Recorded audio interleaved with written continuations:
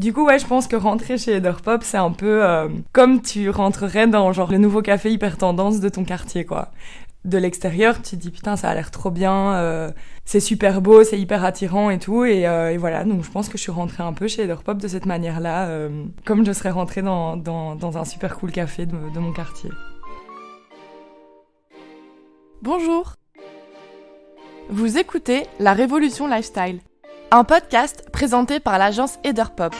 Ce podcast vous explique pourquoi le style de vie est en train de devenir, pour les marques, un moyen révolutionnaire pour communiquer avec un public.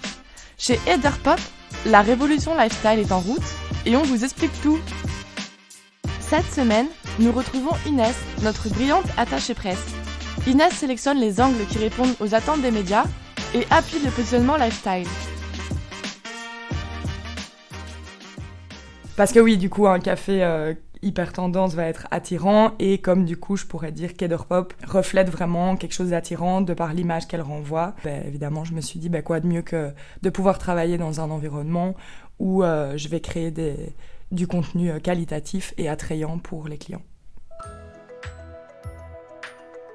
Moi, c'est Inès, je suis chargée de projet et attachée de presse chez Ederpop depuis presque 1 an. Avant ça, j'ai étudié la communication à l'Université libre de Bruxelles. C'est vrai que mes études m'ont vraiment plu parce qu'elles étaient plutôt générales, contrairement à une haute école par exemple qui serait plus pratique. Et donc je pense que ça a vraiment pu me forger une réelle ouverture d'esprit, une bonne base de culture générale aussi. Ça l'a fait évoluer en tout cas par rapport à la base que j'avais d'avant. Donc ça c'était surtout le bachelier. Et puis le master lui a été plus pratique et heureusement il m'a apporté des cas plus pratiques. Et je pense que du coup, il m'a permis de comprendre comment ça se passait en fait dans la vraie vie, le métier de communicant, si je puis dire. Je pense que j'ai été attirée par Ederpop par son côté lifestyle, par le fait que j'ai une attirance assez particulière à l'esthétisme et à l'image en général. Toujours adoré l'image, je fais beaucoup de photos depuis longtemps.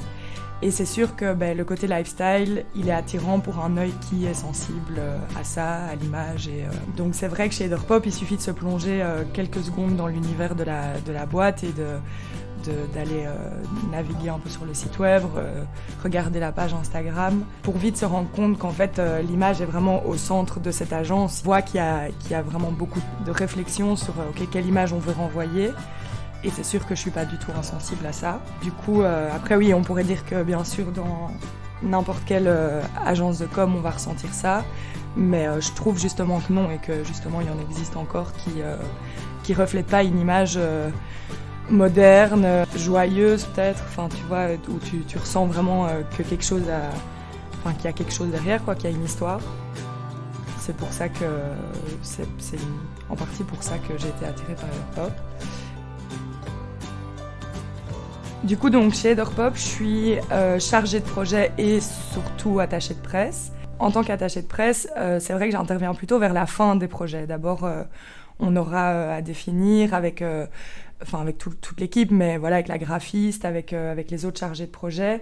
On va choisir la charte graphique du client, on créera sur base de ça ses supports, son site web, peut-être ses réseaux sociaux. C'est au moment où, une fois où tout ça est mis sur pied, que moi j'interviens, j'attaque avec les dossiers de presse ou les communiqués de presse, dépendant de la demande. J'essaye que grâce à tout le contenu qu'on a déjà créé, de vraiment du coup comprendre la marque et de trouver un ton qui pourra vraiment nous démarquer dans la rédaction de ces dossiers de presse et de la manière même de contacter les journalistes. C'est vrai que les journalistes, ils reçoivent un tas de communiqués de presse tous les jours et le but c'est vraiment de se démarquer de tous ceux qui reçoivent pour espérer qu'ils écrivent à notre sujet, enfin en tout cas au sujet des clients. Il faut vraiment sortir du lot, quoi. Et donc c'est là que je pense qu'en se positionnant comme une agence lifestyle, on essaye, et du coup j'essaye de trouver ce petit truc en plus qui donnera envie à ces journalistes de relayer notre info. Comme je le disais, je travaille pas du tout seule. car évidemment ces dossiers de presse, ils sont pas seulement appréciés pour le contenu qu'il y a dedans, c'est aussi la forme, la manière dont c'est présenté, etc. Et c'est là que c'est super chouette parce qu'on sent chez Ederpop une volonté de vraiment rendre un travail vraiment qualitatif, qui donne envie d'être regardé, qui attire l'œil.